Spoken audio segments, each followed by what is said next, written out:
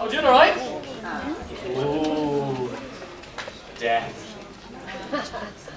Okay. A few things you need to know before we go any further is I'm Kennedy and I'm not 14. And secondly, one thing they didn't announce is that none of my presentations are for the super easily offended because I say words like shit and shit like that. Okay. And I do it for a reason. Everything I do is for a reason.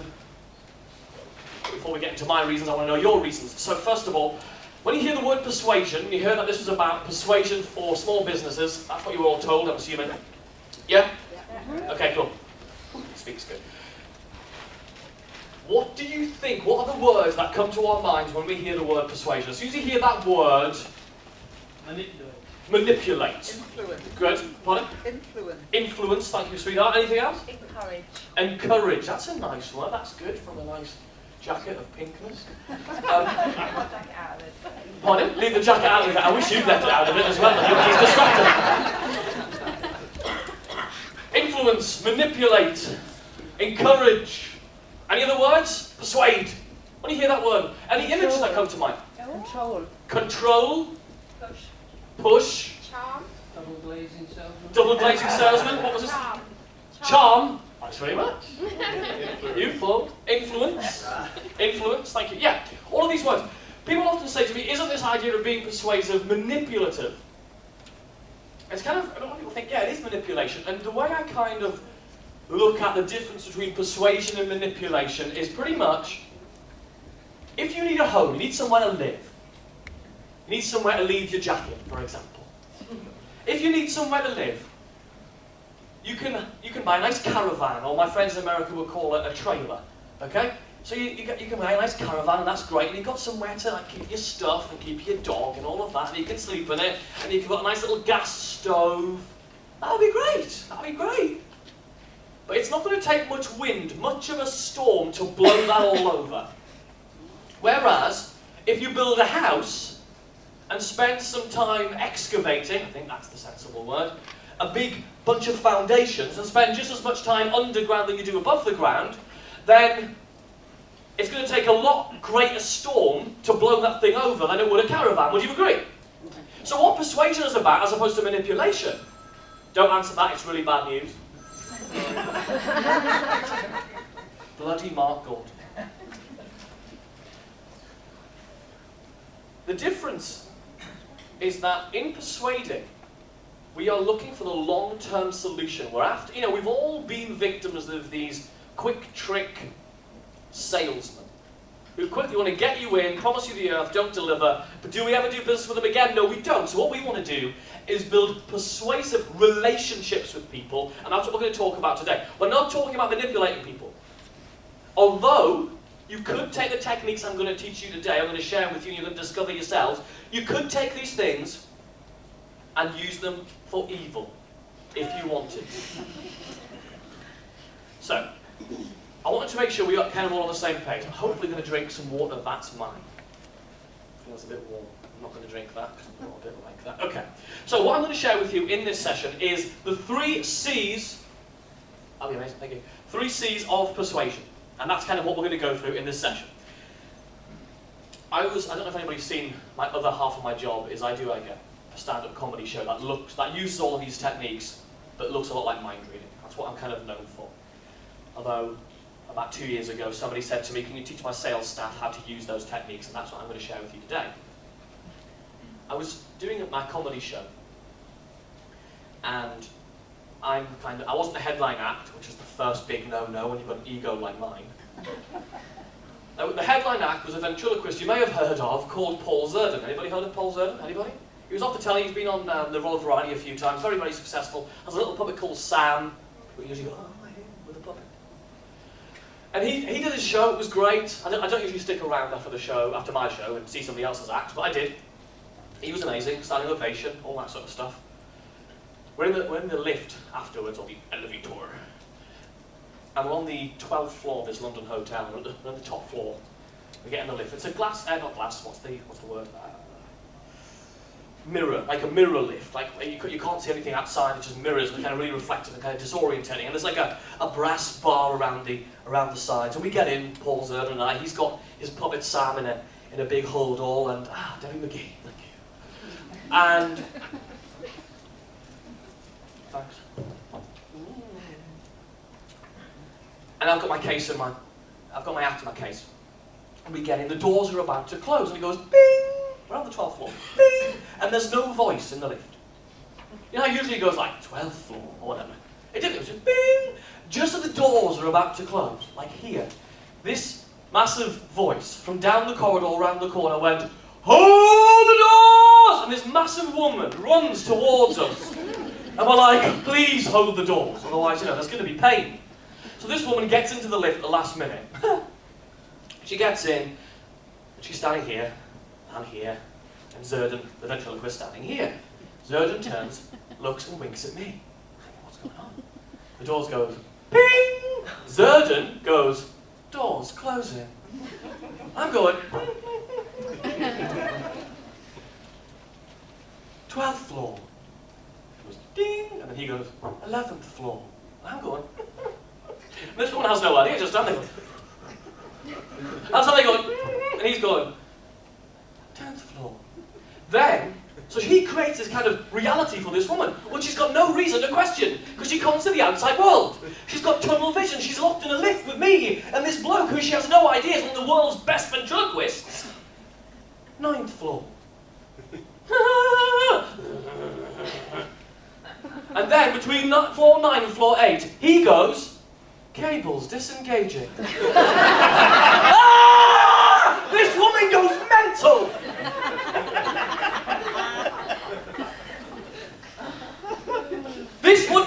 This shit's my life. I mean, this is not a joke. This happens to me. This poor woman was convinced she was about to fall to her death. Funny. For us now. She's probably still in therapy. Poor woman. But it would only have worked if it had been set up correctly. If Zerdan had taken the time to set the joke up in enough advance so that he created a reality for this woman. So I want you to think, first thing, you didn't do any writer-downers today. What I'd like you to think about, what reality are you creating for the people that you're interacting with? Because if you're taking too long to respond to your emails, which is the first thing that pisses me off about people, when you email them and you don't get a response for 3 days, it's email, it's electronic, it's instant. 3 days is not good enough. Because we're all playing in a world right now where we want things instantly. We want instant gratification, don't we? We've got a problem. How long do you want to wait for it? You don't, do you? You want a new dress, girls? When do you want it? Yesterday.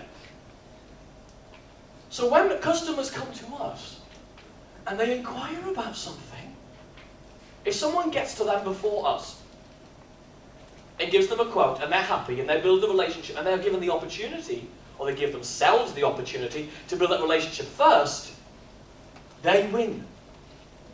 Now there is a fine line between desperation. I mean, there's nothing worse than going, "Hiya, can I," you know, you ring somebody up, "Hiya, have you got this date of Eleanor Dowry?" And they go, "Yep." At least flap some paper in the background as if you've got a diary, dickhead.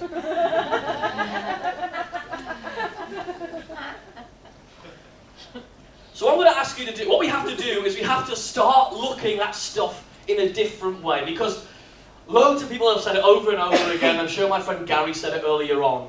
If you keep doing the same stuff you've always done, you're going to get the same results you always got, aren't you? Every time I see my mum, she says, "What's going on? Nothing's changing." I say, "What are you doing differently?" She says, "Nothing." I say, "Are you surprised?" She's a lunatic. This is my mother. Don't laugh at her. Okay. We're going to play again. I need a volunteer. Who's quite good on their self-confidence? Who's got quite a bit of self-confidence?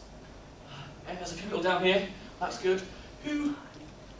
Let me just have a little feel around the place. Somebody who might be good at playing this little game. Somebody who I don't know as well. So if you know me, you're kind of off the hook. This gentleman here, what's your name? Patrick. Patrick. Patrick. Patrick, what's your business? I work for a local bakery company. A local bakery company. Do you want to say who? Allied Bakeries. Allied Bakeries, okay. Patrick, I'm asking you to stand up if that's all right. You don't mind, do you? No, no. Okay, good. And we're going to ask Patrick to go and stand outside of the room. I'll call you back, or I'll get somebody to call you back in a second. Close the door, and for your own enjoyment of this exercise, please make sure you can't hear. In fact, if you want to go out there and it's not locked, that'll be great. If it is locked and you can get out there, even better. Right, make sure you can't hear me and we'll come and call you back. I promise, brownie's on it. Okay, we're going to play a game with Patrick. This is the game. We're going to try, when Patrick comes back in the room, and get him to do a specific activity. This is the activity, and I've honestly never met Patrick before, otherwise this game just wouldn't work. So, this is what we're going to ask Patrick to do. He's going to have to come in that room. He has to pick up this chair. It has to be this one, no other chair. So pick it up. He has to turn it around, place it up here, and then stand on the chair. That's all he's got to do. But you've got to get him to do it by only clapping your hands. You play that game hot and cold? It's getting hotter, getting hotter, getting hotter. Oh, go hotter, hotter, hotter, hotter. That's what we're going to do. So it's up to you how successful Patrick is at this game. Must be this chair. Must do all of that. Put your hand up if you don't understand what you're going to do, and we'll ridicule you. Great! Beautiful young lady, would you go and... No, the beautiful one? I'm joking! I'm joking!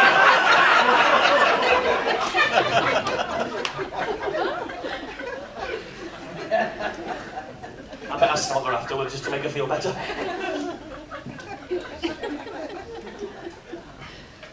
You all got it? You know which one and everything? Patrick, thank you so much for coming back. First of all, Patrick, round of applause for Patrick. The rest of the room, all of your new friends, are going to help and guide you to perform a very specific task in this room. The only way they can communicate to you, Patrick, is by their applause. So if you're getting warmer, they'll applaud lots. If you're getting colder, they'll stop. Okay. Does that make sense? It does. You've got 5 minutes. My record so far is 3.5 minutes of getting somebody to do this. So it's up to you guys to make this happen for Patrick. Are you ready? Yeah. Patrick, it's a very specific activity. It's up to you. I would start moving if I were you. Go.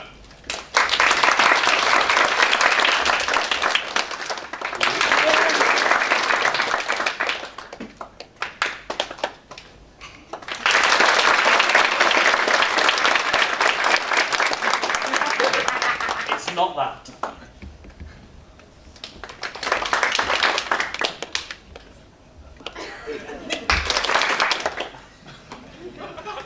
Sing a song or something? No, no, classic. If you keep moving, you'll get... Oh, getting worse.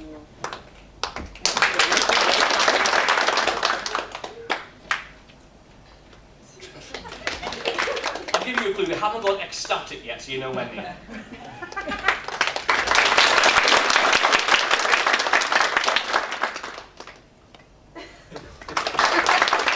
It's not my kind of show. And I'm not interested.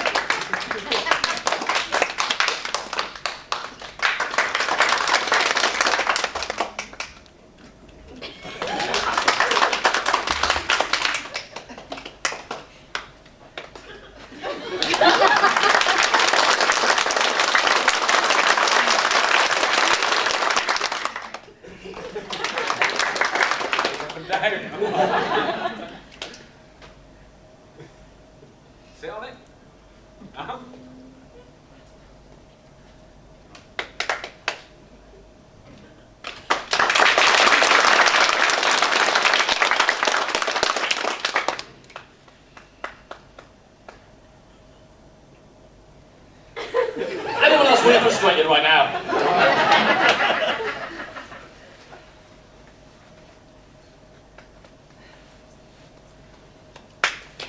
Doesn't matter how many times you sit down, it's still going to be wrong.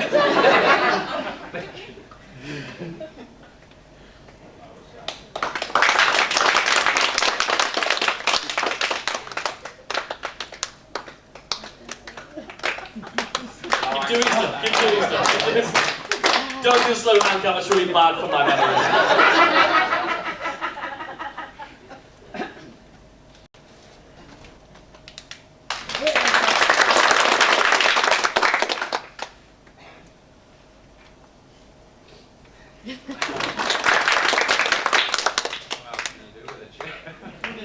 Obviously something else. Must be. If they could prove they would.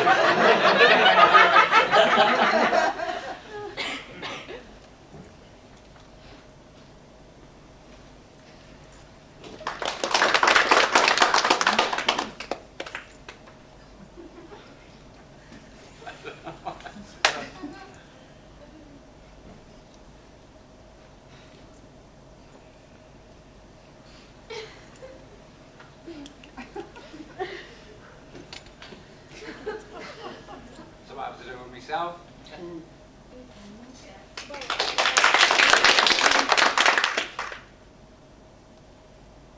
Stand on the chair.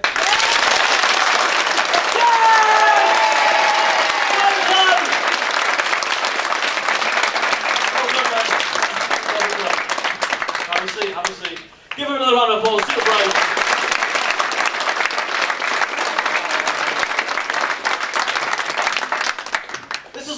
This is one of the things that I go into organisations and do and help them see things completely differently. Because you're now communicating in a way you never knew you could communicate just by sticking your hands together rapidly. And now Patrick is thinking in a completely different way to the way he's ever had to think about a chair before. And that's what this is about. This is about looking at the way we've always communicated and the amount of times that I go into companies and I show them words they say on the telephone, things they say at the end of every email. How many of us at the end of every email are saying things like, don't hesitate to contact us. Please stop saying that.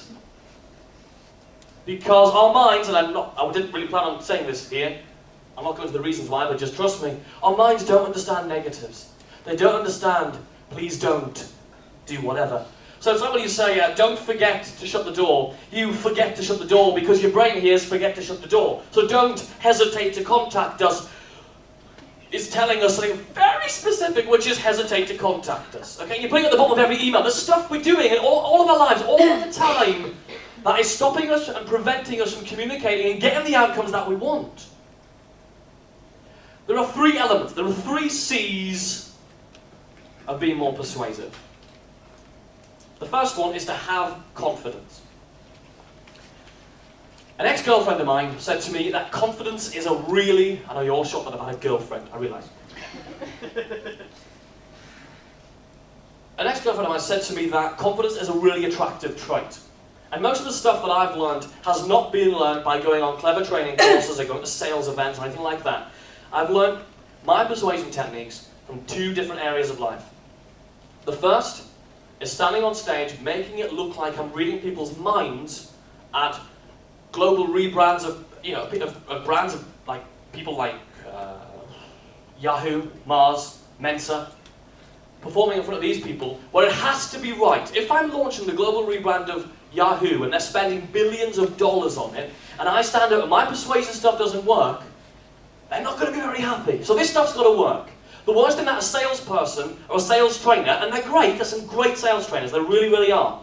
Unfortunately, I'm sure the sales trainers who are good will agree with me, there are lots of crap ones too. The worst that can happen if you don't get the sale is you don't get the sale.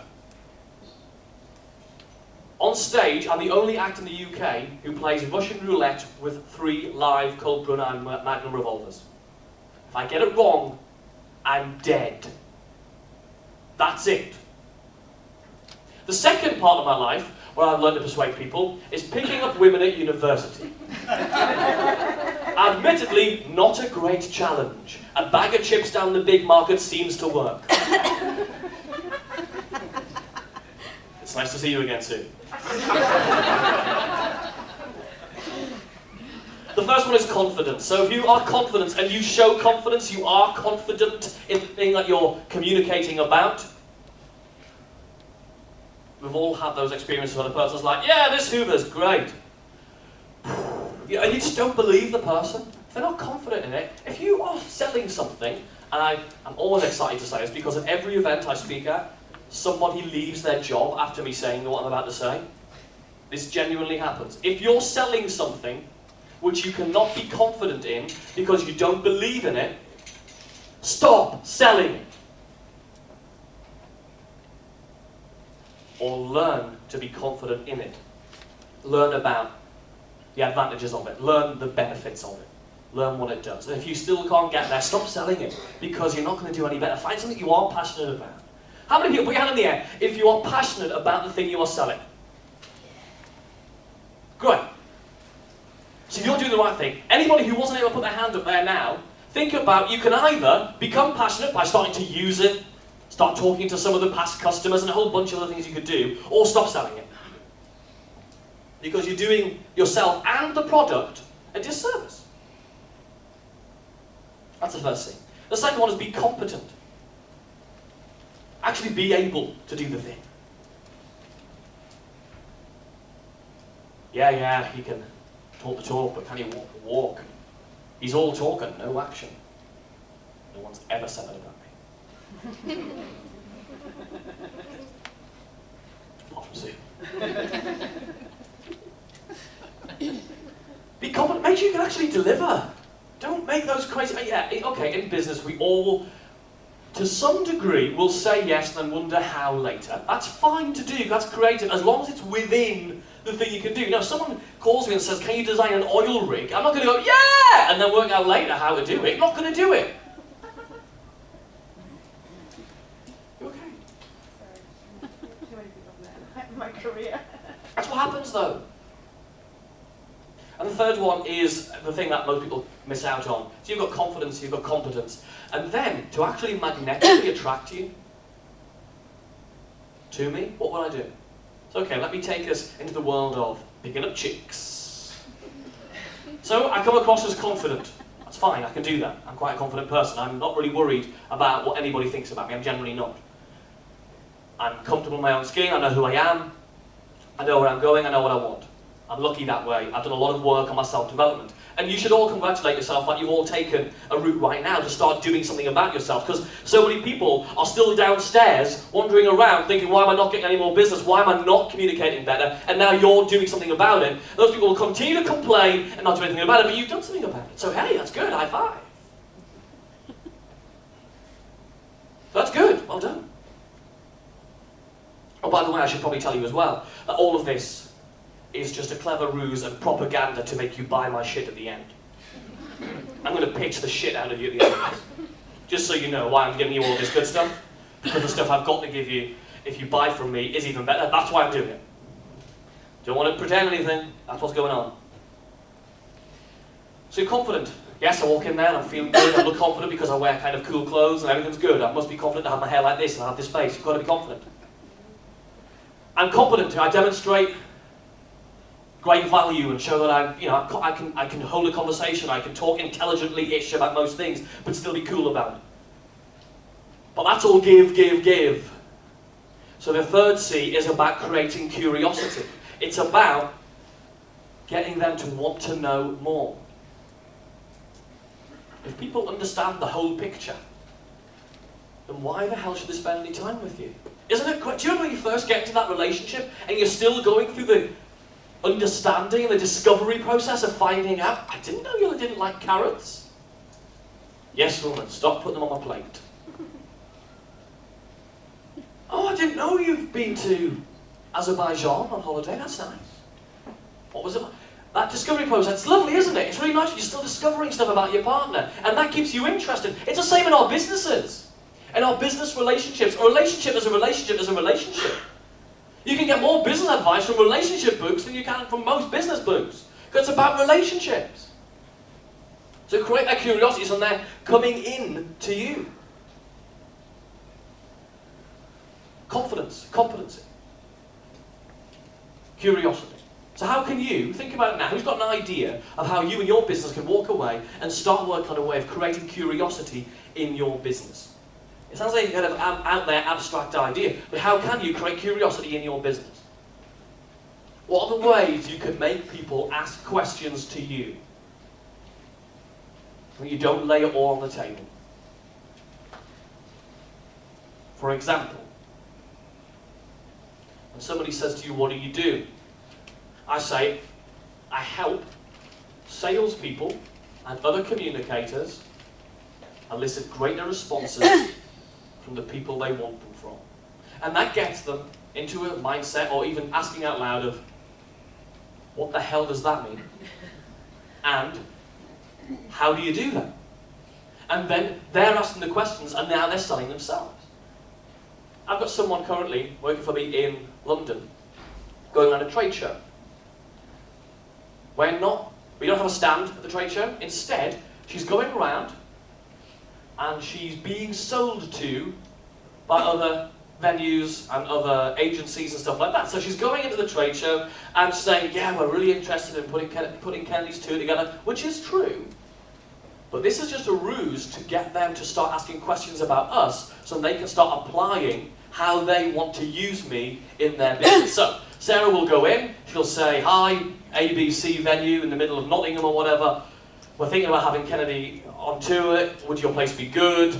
They're now going to go into classic sales speak, which is, so what do you do? And they're now questioning about what we do, and suddenly selling themselves because Sarah's feeding back to them all the answers that they want to hear, and suddenly they start thinking, wow, we can do really well out of this. So allow people to sell themselves instead of you selling them. That whole discovery thing. People say to me things like Twitter and Facebook, LinkedIn, these things don't work, Kennedy. They don't work for business. Especially the way you're using it. I mean, really? Do you need nearly 8,000 followers? Well, I've had the best gigs of my entire career off those things. And these people who come along and they say, these things don't work. Or worse, these big companies who come along, who teach social media, and I always make enemies at these events, by the way. I'm fine with that. Oh, I'm fine, because I want to give you the truth. I could bullshit you and just say, oh yeah, it's great. They come along and say, this is the strategy you need, this is the strategy. You ask them, what results have you had? And they say, oh, well, it's a process. You know, it's about building things up and all that. What results have you had? They come to me, they pitch to me weekly. We get phone calls saying, we can help you with your social media campaign. I say, great, what can you do? Well, we'll do this, and we'll do this, and we'll do this. I say, does it work? They say, yes. I say, well, prove. What numbers have you got? What conversion numbers, or what pounds and pence have you got to prove it? Well, you know, it's a process. It's about awareness. Bollocks! I don't want to know about awareness. I want to know how it's affecting my business. So when I say to people, when I use social media and use remote controlled persuasion, which is what I call it, because you're doing it remotely, I get results. I booked Mensa, I booked the Yahoo global rebrand by Twitter alone, nothing else, just Twitter. They tweeted me saying, we need to have a meeting. We had a teleconference with our CEO guy from Europe and their marketing department, and the deal was done. Because we built a relationship with them. For 18 months, they've been stalking me on Twitter. Which you're welcome to do, stalk me on Twitter, as long as you're not easily offended. Write this down, Mind of Kennedy. Very easy. Mind of Kennedy. Twitter.com/Mind of Kennedy. You can find me on Facebook, Facebook.com/Mind of Kennedy. Those are my personal accounts. They're not my business accounts. So I hang out with my friends. If you're easily offended, you don't want to be on them. Really. You see crazy pictures of me doing stupid things in mankinis. Meow. So, the 3 C's. Confidence, competency, and curiosity. How can you use curiosity in your business? Anybody got any ideas? How can you start it already? What do you do for a living? This gentleman here with a thumb. I mean, you've all got thumbs, but he had his own.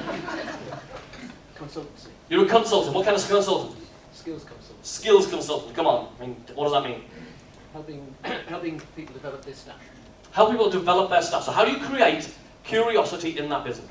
Okay, I could say, I can help you reduce your labour turnover costs by 5%. Okay, and when they wake up, how do you start making that into a conversation? I could save you money. And they say, how are you going to do that? And they want to know the ins and outs. That's how it's going to work. Gentleman here with a nice jacket, what do you do for a living? I'm a harpist. You're a harpist. Okay.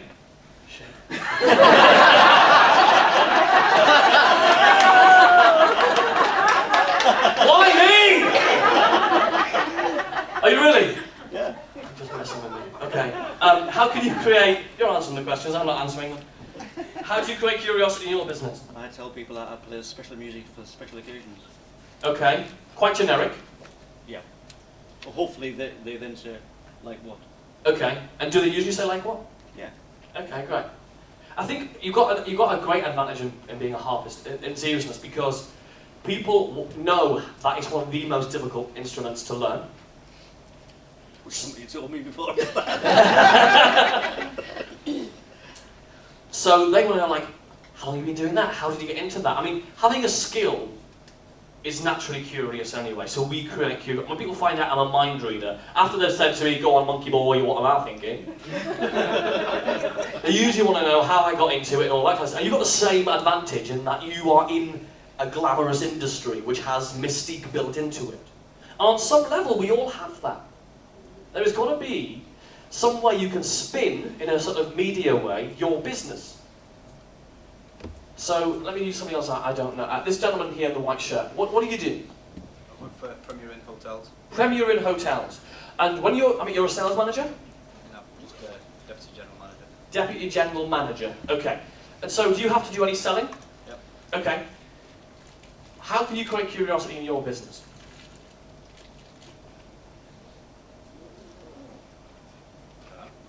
If you were in his business selling, and what's your main product? Bedrooms. It literally is the bedrooms by the hour thing. Isn't that what everybody else uses Premier Inns for? If you were selling this, what's the curiosity? How could you, looking from the outside in, because it's much easier when we're looking from the outside in than being controlled and caught up in our own businesses, how would you do that? How do you create curiosity? I would tell people that the stuff were friendly and lovely and that the bedrooms were beautifully decorated to picture, so they could picture stuff that they would be curious about. Yeah, okay, so you create curiosity on delivery. Mr. Shiny. Rekindle. Rekindle a passion in relationships. Rekindle and passion in relationships. How do you do that? They might think you're a gigolo. Bom chicka wow. Okay, good. So those are the three things. Try out those three things. Make sure you're confident and bold in your approach to your business. Don't be subtle about it, because if you're ashamed of what you do, then people will want to know why. We're all mind readers in our everyday lives. We're all mind readers. We all read between the lines. There's a husband and wife sitting on a park bench. A young, fit filly girl jogs across with her boobs everywhere because she hasn't got a sports bra. And the guy who follows her across like this, the wife sits next to her, slaps him across the head. We know what the man was thinking, and we know what the woman was thinking, but we didn't read their mind. That's what we do all the time. We always read between the lines. How many times has the person you've been speaking to, the person trying to sell you something, or the person you've been generally communicating with, who you've just met, been saying something, and you just don't believe them, but you don't know why? They're saying the right things, they seem to have the right gestures, but there's something else. We're all reading minds all the time. So you've got to be absolutely confident in the thing you're communicating. If you can't, and you haven't currently, and you haven't yet, found the core value of the thing you're selling. And when I say selling, I don't just mean exchanging pounds and stuff. I mean, it might be an idea that you're selling. Like you want to persuade your kids to go to bed early. You're selling that idea to the kids. You've got to have a core confidence. You've got to have a core confidence in the outcome that's going to achieve for them. You've got to be confident. That means you've got to display that you can actually achieve those results. And finally, you've got to create curiosity so you flip the tables right around. So people start selling themselves instead of you doing the selling, because we hate being talked at. If you want to know any more about this, if this is interesting to you, I hope it is, I hope you've taken something away, I hope this has even reaffirmed or changed or challenged some of the things you already believed. I'm doing a workshop. We've got some spaces left on the 22nd of March one in Newcastle called Remote Control Persuasion. This is not a face-to-face selling course. There are people in this very room who are way better at teaching that stuff than I am. What I'm good at is speaking and persuading from a platform to a group, which is where I've spent my life since I was 7 years old as an actor on the West End stage. I've been speaking to audiences and persuading them to care for a moment. Or remotely, through social media, through online video, through physical video, through social media, Twitter, Facebook. If you want to get more stuff from that, this may be of interest to you. If it is, please let me know at the end of this. Or, easier still, write down this. Take your pens, you'll need them. If I see anybody not writing down, I'll write it in Sharpie across your forehead. I'm not afraid, I will do it. www.mrpersuasion.co.uk. And if you book before the 10th of March, you get it for 97 quid instead of 147, I think is the real price. Was that good? Was that fun? Yes. Anybody really offended? No. Good! Thank you very much, I've been Kennedy, you've been beautiful, good night.